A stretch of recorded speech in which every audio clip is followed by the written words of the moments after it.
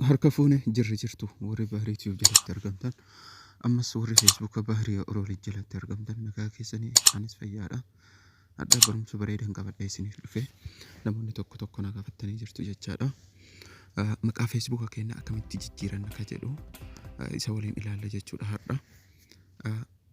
Gara barumsaa deemuun duratti ammoo YouTube irra ni seentanii YouTube irra hogguu seentan bahrii YouTube jettanii barreessitanii subscribe kana ni tuqxanii mallattoo bilbilaatti isinii dhufa mallattoo bilbilaa san olii irraa godhatan jechaadha. Akkaawuntiin gadi dhiisuu yeroo masan isin bira dhufu barumsaan duraan dalagaa ilaaluudhaaf ammoo bakka profaayilaa kanarra tuqxanii achi keessa videos ka jedhu keessa seentanii ni ilaaltanii yaada qabdanis comment jalatti naa himtanii video kiyya ammoo like share godhuudhaan na jajjabeessitanii isin jedha. Amma gara barumsaatti isin dabarsa. Facebook irra ni seentanii maqaa Facebook keessanii jijjiiratuuf sarara sadiin kana tuqxanii sarara sadiin kana eegatu hidhan kun akkanatti isinii fida akkana ol ooftanii settings ka jedhu kana dhuftan jechuudha.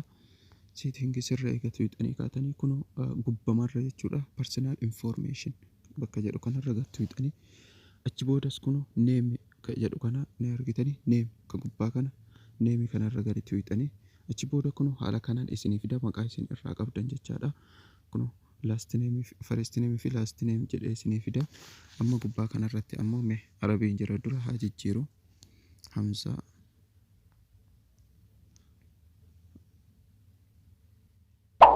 kun jala kanas haqee last name kanas haqee jechuudha Hamza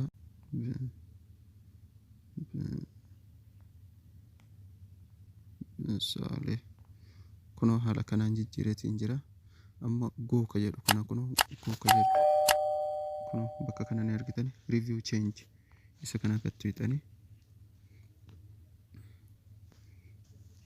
Hamza bin Saleh kun amma asitti ammootu maqaa kam akka filattan isin garsiise jechuudha.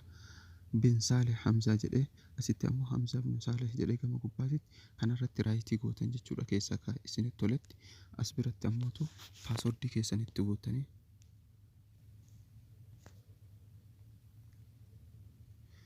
paaswordii itti guutanii kaatanii kun save changes bakka jedhu kanatu hidhanii